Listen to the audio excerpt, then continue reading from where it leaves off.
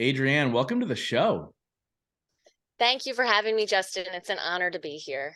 Yeah, I'm really really excited about this episode. You're somebody who somehow known my whole life. Like you've known my sisters.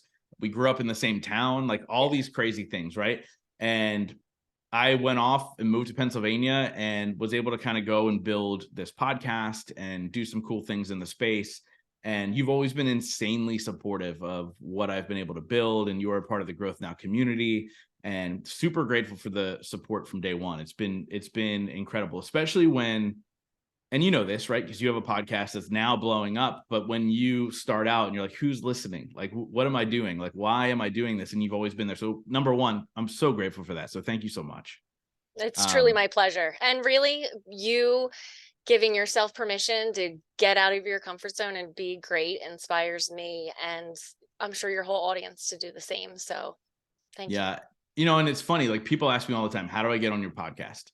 And I go, honestly, like be my friend, be supportive, like come to my things, like be a part of something and then do something really cool. And you're doing something really, really cool. And you're a hypnotherapist. And a lot of people hear that and they go, hold on a second, like wave a watch in front of my eyeballs, make me quack like a duck. Like that's what most people think when they think hypnosis. Right. And what you do is just so fascinating, changing people's minds in such a short amount of time so they can go Yes. be the person they're meant to be. But why don't we take a second and have you introduce yourself of who you are today, and then we'll break down how you got there. Sure. My name is Adrienne Hart. I am the host of the Get Well With Me podcast. I am a hypnotherapist. I host group hypnosis sessions on Zoom on a weekly basis, and I do work with one-to-one clients. On a more personal note, I am a Jersey girl, born and raised. I live about 8 to 10 miles from the beach. I am thankful to live in South Jersey. Excuse Excuse me. So I'm thankful for my upbringing, the humble upbringing of just being a Jersey girl. I've been married for over 20 years. I Wow. am the mother of one wonderful son who's 19 years old, and I am the oldest of five siblings. So that's where I learned my original leadership role. Yeah, it's so fascinating because I'm the youngest, right? I'm the baby. I act like the baby. And it's so funny to see, and I didn't think we talked about this, but I want to dive into this. So it's so funny to see like how you play a certain role when you have siblings, whether they be one other sibling, two, three. They always say like when you're a specific, whether you're the middle child, youngest child, or oldest child, you fall into a certain role. Like obviously starting to learn leadership and in a sense, kind of parenting skills, right? Like Yes. when you're the oldest child, what have you taken from that being the oldest that you've kind of taken into your life, almost subconsciously, I assume, and then obviously now into business as you're building this business?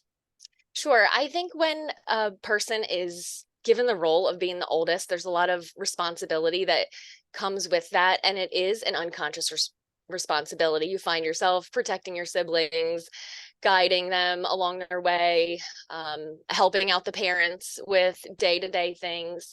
It can even sometimes feel like a burden in your younger years. And then ultimately, one of the greatest gifts. It's been an opportunity for me um, to express love and guidance and encouragement. I think that one of my natural gifts is an encourager. It is someone that can lift people up, help them to see the best in themselves, and yeah. So it's been tremendous and really a big part of my identity as the oldest. So Yeah.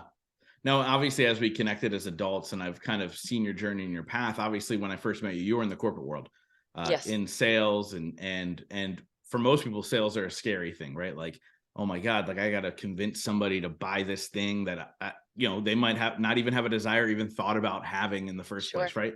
So, I want to kind of go there for a little bit and talk about your experience in the corporate world and then how that's now translated into your business, which most people wouldn't connect to the two, but they're Mhm. very, very much connected. They are, and I love your insight that you can see that. So in my previous career, I sold insurance for many years, and selling insurance is special because it's a non-tangible sale. It's easy to sell something that someone can hold and touch and smell. It's different to um, convince someone of the value of something that they can never hold or touch or experience, really. So that caused me to dig deep into my self-development journey. And I've always been on a self-development journey. Somehow I was born that way. It probably has a lot to do with being the oldest.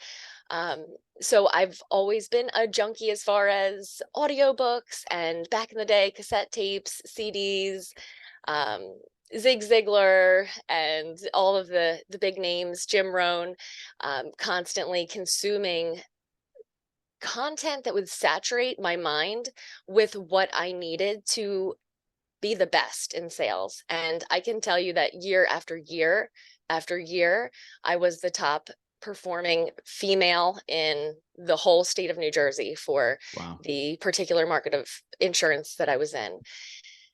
And it was a beautiful challenge. It was definitely a rat race. It's not something that I would ever want to go back to, but it stretched me because I knew that the first sale that I had to make in the morning was the sale to myself. I had to believe in what I had to offer. I had to believe in my abilities to connect with people and to convey the message and the value that was in my mind into the prospect.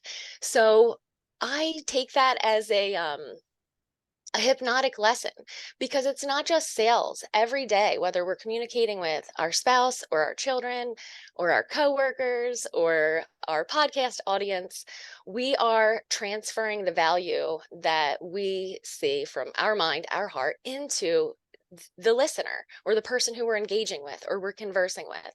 And language is such a powerful thing. And in sales, you learn to ask the closing question, to overcome your fears, to recognize hidden objections.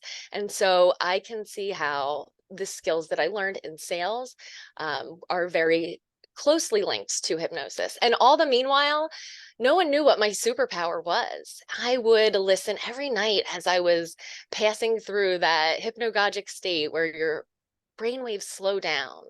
And I would put on a recording and I'd be the sales superstar in my mind every night. And then I would wake up and be that person. So, yes, thank you for connecting the dots there. I appreciate that. Yeah, so you talk about, believing in yourself. And I think a lot of people have an issue with believing themselves, with trusting themselves, with the taking the next step or the big leap or whatever term you want to use, right? They're like, "Oh, I'm not the person to be able to do that. Like, who am I to, right? Like, who am I to Right. be the top sales rep in the state of New Jersey? Who am I to take the leap into entrepreneurship? Who am I to have a podcast and put myself out there every single week?" And I think that all of us have that voice. It's just the select few that go, "Okay, voice, shut up," for lack of a better term. I'm going to go ahead and do it anyway. Now, talk a little bit about that because I know you work with clients, in group and even in the group stuff. You work Mhm. with people, working them through that. Obviously, you started with self, so I want to start there. Like, how were you Sure. able to reprogram your mind to not be afraid to make those sales Mhm. calls, to not then jump into entrepreneurship as well? Sure. Well, I like to think of it as tapping into temporary courage, right? Because if we get too far ahead of ourselves, it can be intimidating.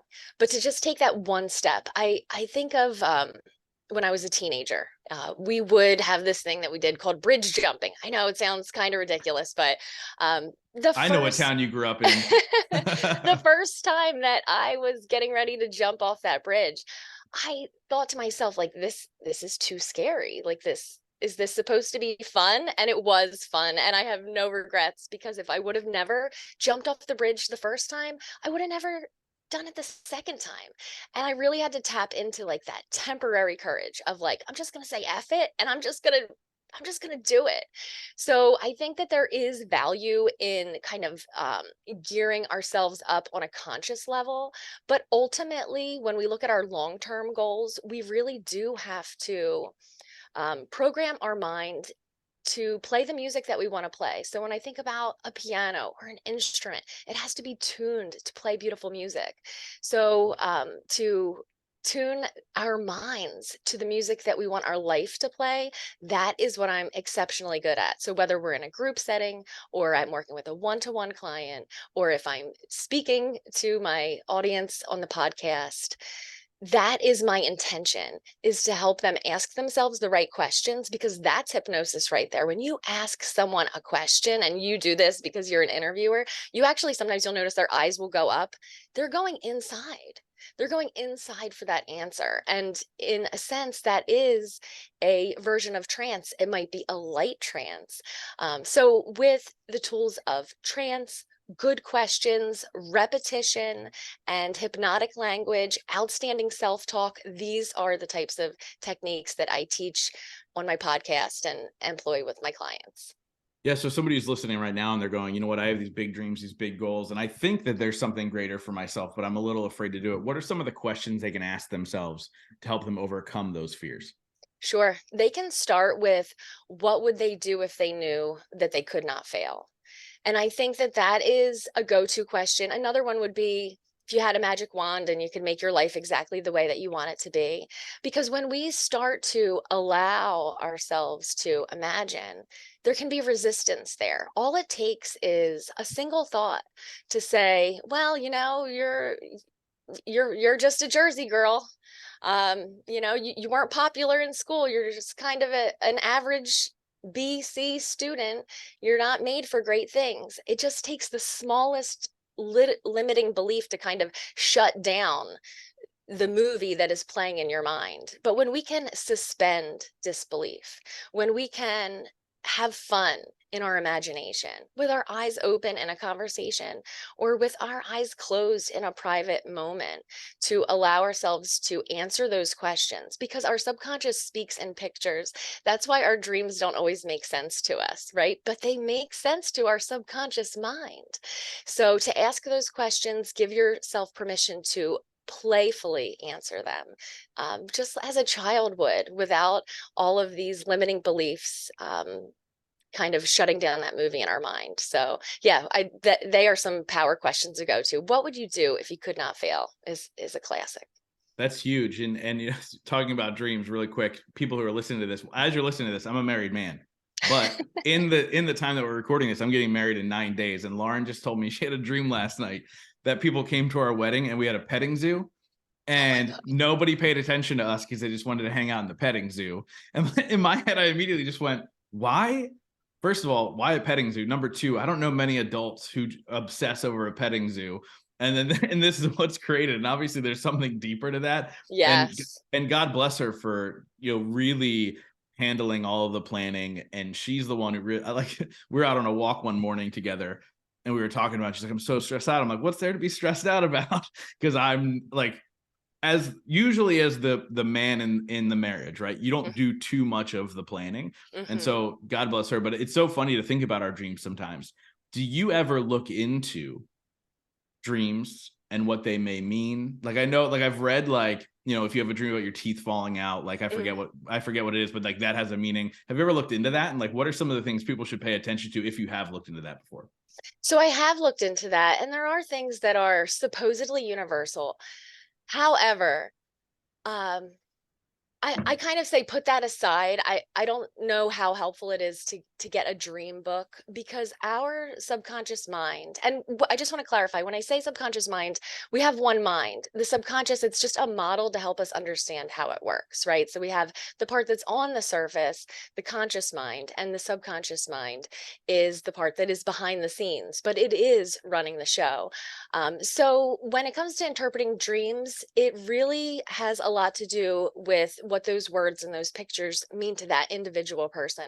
However, being that I do know Lauren a little bit and I do know you a little bit, I would say that on a bride's wedding day, as much as they are looking forward to sealing the forever deal and how beautiful that is, and as much as they may dream of seeing their groom, their Prince Charming, standing there, ready to meet their bride, ultimately, it's the bride wants to be the main event. And Oh yeah, it's her about dream them. to me tells me that she feels like she wants to make sure she's the main event and that there's a lot going on there. So, I'm sure that when you reassure her that all eyes will be on her, that will help to satisfy whatever's churning in her subconscious mind. I feel like that would give her anxiety. But so after she told me about her dream, I just looked at her and go, so can we get a petting zoo? You're like, we hadn't thought of that. It's a Let's get great it. idea. No, but I love it. And so it's funny. Obviously, look, you're a hypnotherapist, right? And a lot of people hear that. There's probably many of you, but in my world, there's not many of you, right? Like you're the only hypnotherapist that I know. And I think a lot of times people who aren't open to new things, new ideas, new approaches, they're going to think, oh, that's weird. That's woo woo. Why would I do that? Talk a little bit about the science behind hypnotherapy and kind of what you do for your clients. Sure. Well, I don't kind of get into the weeds with the science of things because um, essentially anyone can find studies to support what it is that they believe in or the modalities that they believe are the most effective. But what I know to be 100% true is that I can help someone to achieve a transformation faster than any other modality that I am familiar with. A couple examples would be someone who has fear of childbirth. They do a session with me and their fear can be released, and Mm, they oftentimes will go into labor that same day because they're not afraid anymore. Um, the results that someone can get with their weight can be so tremendous. Most of Many of my clients are weight management clients, and I don't even like to use the term weight loss or weight management. What I like to do is install in their mind the number that they want to be and the image of what that looks like, and have them step into that identity, because essentially we do not ever excel to a higher level that is beyond our identity. So if we say, I'm not the kind of person who exercises. I'm not the kind of person that makes the healthy choice. I'm not the kind of person who has good things happen to them. Or if someone who says, I never catch a break. Well, you wouldn't know if you caught one if you did, mm, because we do not rise above our identity. And I don't know of another way to intentionally create an identity and step into it. Because, on our journey to success, whatever that means for us, it is not about, it's more than following a process. It's more than doing XYZ. It is becoming that person. That's what gets us there. And yes, that takes action. But ultimately, if we have this tug of war going on in our mind with, I'm doing the plan, I'm doing the health plan, I'm following along, and I'm doing everything right, but I don't seem to be losing weight. Well, I would ask that person, what do you see in your mind? What is that number? And who is that person that is at that healthy number? And then those changes start to happen automatically, rapidly. And they find themselves surprised that they're making the healthy choice. They find themselves surprised that they're putting different things in their shopping cart. They find themselves surprised that they're motivated to take that walk or to head to the gym. So I operate from a level of identity and permission. The other thing that holds us back is permission. Like you said, who am I to do great things? Well, if we're waiting for someone to knock on the door and say, hey, Justin, it's time to do great things. You have permission. It's time to put down the old habits and create new ones. It's not going to happen. We have to internally give ourselves that permission, and we have to internally create and accept that identity. One of the main things that drives me in my day to day life is helping people keep the promises that they make to themselves. You know, how disappointing it is when someone lets you down. You know how disappointing it is when someone says they're going to be there and they're not. Well, how many times do we do that to ourselves until we don't believe that we're going to show up anymore? Until mm. we don't believe that we're even going to start the next health program or the next entrepreneurial journey, because we have this predetermined idea subconsciously that we're going to give up on ourselves again. So it's easy to do what we say we're going to do on Monday when we have already accepted that identity inside. And that can so easily be done by programming our minds. Sometimes it's one session. Sometimes it's one session and a maintenance audio so that the client can continue to program their mind until that transformation has been made concrete, especially when it comes to habit change. If we see ourselves as a smoker, right? A 5-year-old doesn't wrestle with, should I have a cigarette today? And they don't even consider themselves a non-smoker. It's not on their radar, right? So our identity is really a box, a label that we put ourselves into. So we get to decide, you get to decide how big that box is and what it represents. So that's where I operate from.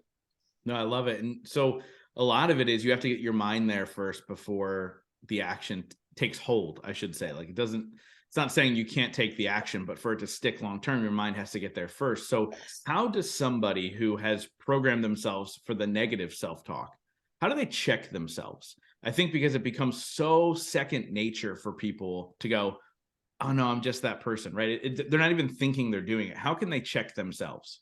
Well, I love that question because, first of all, it's just such a wonderful opportunity to be in front of your audience because your audience already has a growth mindset, right? And for a hypnotherapist, it can be a really big waste of time to try to help people that do not want to be helped, right?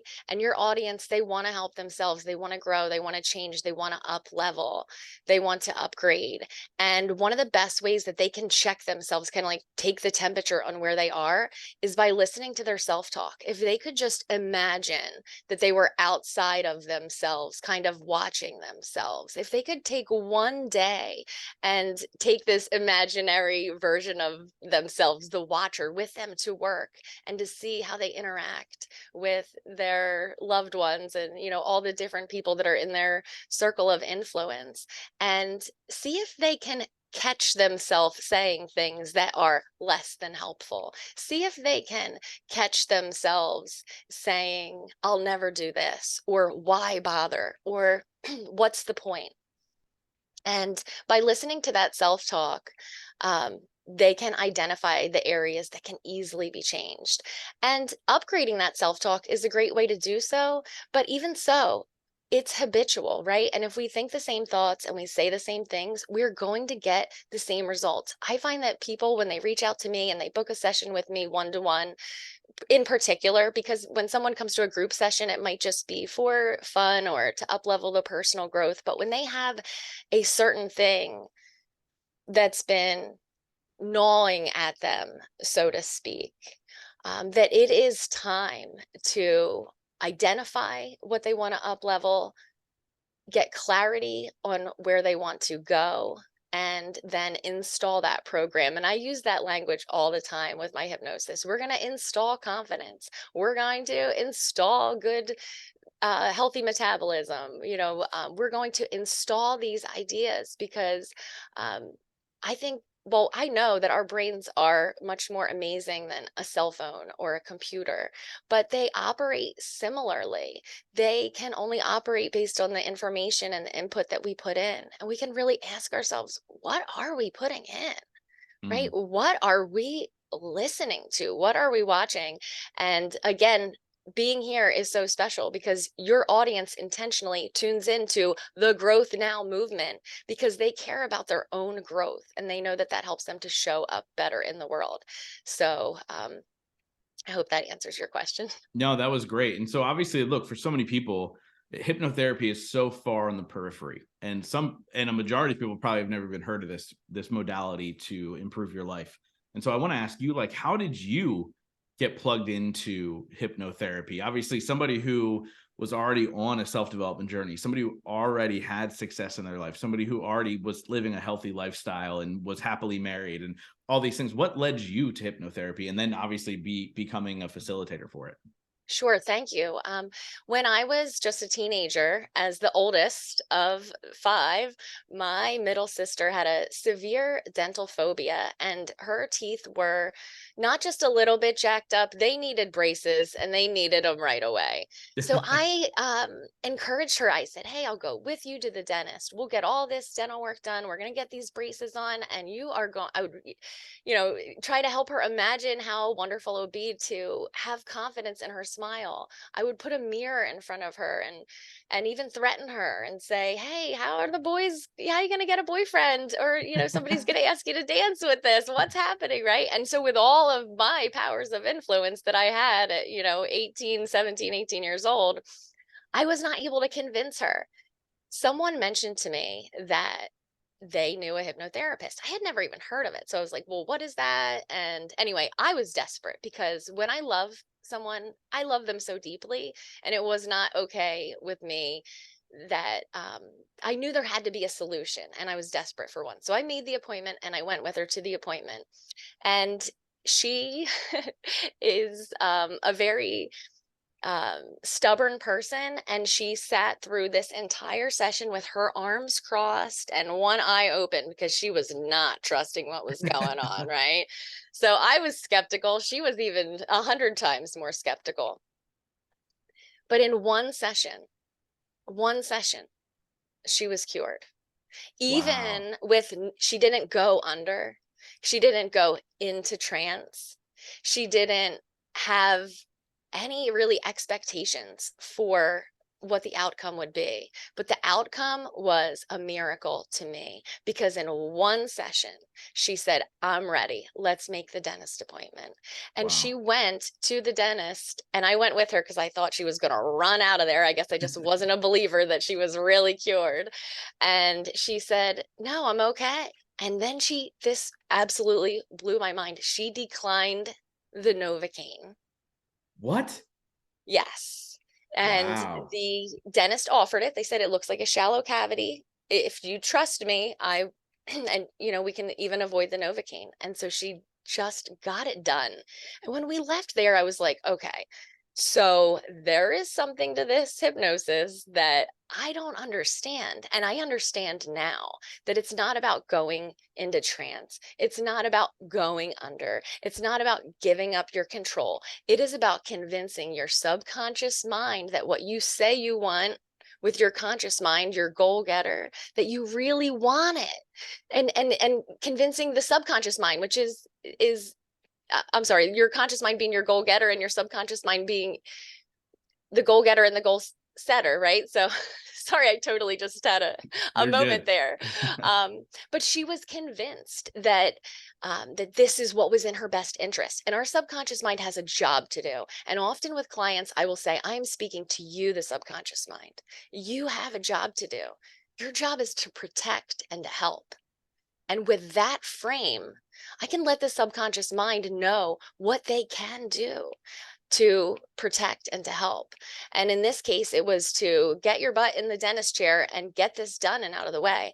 So that was exciting for me, but also at the time, I was suffering from really severe back pain. And with a cassette tape from this hypnotherapist, I popped in this cassette tape. I mean, this was old school. I had to flip the tape over to get to the other side, right? How deep of a trance can you be in if you have to flip the tape over? But I experienced such tremendous relief from my back pain that I was able to give myself permission to enjoy life again. And it was tremendous. Um, Having experienced these results from something as simple as one hypnosis session for my sister in person and a cassette tape to free me from chronic back pain, I felt convicted that this was something that not only that I wanted to learn more about, but that I wanted to share because I couldn't stop thinking of all the ways that I could help myself and all the ways that I could help the people that I loved. And I knew that I had to become a certified hypnotherapist. And so I reached out to the New England Institute of Hypnotherapy and I took that journey over 20 years ago. And I have been using it ever since. It's only been since the pandemic that I've been able to do it full time. And um, that was the gift of the pandemic for me, was to release me from the corporate world, to free me from that. And then I had to give myself permission to do what I was always meant to do on a more professional and larger scale basis. So I that's love my it. journey. Thank No, you. that's amazing. And to hear it be so impactful for your sister and for yourself, I mean, that's absolutely amazing. And so you've mentioned something, and I want to just get a quick example or definition of it. You've mentioned trance multiple times. Mm. Now there's people listening that probably don't know what that means. What's that mean to be in a trance state? Trance state is essentially children, the state of mind that they're in from 0 to maybe 6 years old. It's when we are predominantly, our brain waves are in a theta state.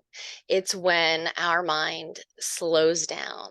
It's when our conscious mind takes a nap and our subconscious mind can be directly communicated with. And a fun way to experiment with this is, as you're drifting off to sleep at night, and particularly when you're waking up in the morning, to visualize how you want your day to be, or to have an affirmation statement that represents the goal that you want to achieve. It is as powerful as a session with a hypnotherapist. It is you programming your mind. I understand that many people have a misconception that hypnosis is giving up their control to a person, but essentially I look at hypnosis more as a philosophy. It's recognizing that we are continuously being programmed from the day that we are born until the day that we die. And when we understand and employ hypnosis for our own benefit, that is our opportunity to take that life that we say that we want, that we maybe write out on paper, and install it into the part of our mind that is willing to take the action and to make it happen. So if someone wants to have more control over their life, hypnosis is an easy way. Whether they ever meet with a hypnotherapist or not, they can program their own mind by learning conversational hypnosis, by upgrading their self-talk and taking advantage of those early moments upon awakening. I love that. I love it. So I want to ask you a question that I ask every single person on the show. Obviously, you've created success for yourself and success for so many clients that you've worked with now. So I want to ask you a two-part question. The first part is, what is your definition of success? And the second part is, what are 3 things you do every single day to ensure that success for yourself? Sure.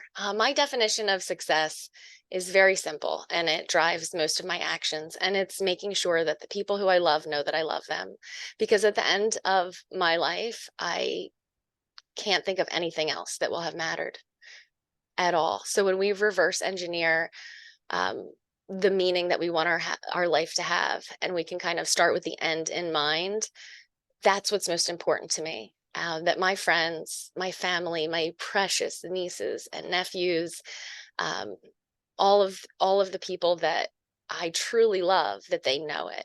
The 3 things that I do to make sure that that is a constant reality is: 1, I verbalize that. I tell them. 2, I show them with affection and love notes and text messages. And instead of just a happy birthday text, if I love you, you're going to happy birthday video, right? And the third thing is showing up. And I think showing up is probably my love language, because I feel like the people who really love me, they show up for me, right? So if they're having a celebration or they're going through a hard time, if I'm invited to the celebration and I'm in town, then they can count on me to be there, and they know that they can. If they're going through a hard time, um, it's the joy of my heart to be alongside of them and to encourage them and uplift them. So they are the 3 things that I do. I love it. I love it. So I wrap up every single interview with the same question, but before we get there, let's get to the good stuff. Where do people find you? How can they work with you? How do they get involved in these weekly group calls? What's all the good information there? Oh, thank you so much. So to keep things very simple, adriannehart.com.